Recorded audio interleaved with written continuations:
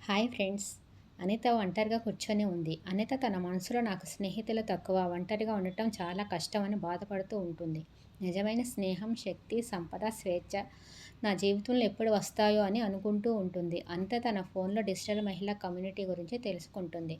Anitha digital మహిళా community అంటే 10,000 మందికి పైగా మహిళలు ఉంటారు. ఇక్కడ ప్రతి ఒక్కరూ ఒకరికొకరు సపోర్ట్గా ఉంటారు. తమ శక్తిని, సంపదను, స్వేచ్ఛను పెంచుకుంటారు. డాక్టర్ ఆశ్లేష మేడం గారి మాటల వల్ల మన బలం 10 రెట్లు పెరుగుతుంది. మనం కలిసినప్పుడు స్నేహం, శక్తి, సంపద, స్వేచ్ఛ ఇవన్నీ మన కమ్యూనిటీలో పంచుకుంటాం. ఆడవాళ్లకు ఆడవాళ్లే శత్రువులు అనే సామెత ఉంది కదా, కానీ మనం ఈ డిజిటల్ మహిళా కమ్యూనిటీ ద్వారా అది తప్పు అని ప్రూవ్ చేశాము. అలాగే శరణ్య మేడం గారి స్కిల్స్ వల్ల కూడా చాలా నేర్చుకుంటాము.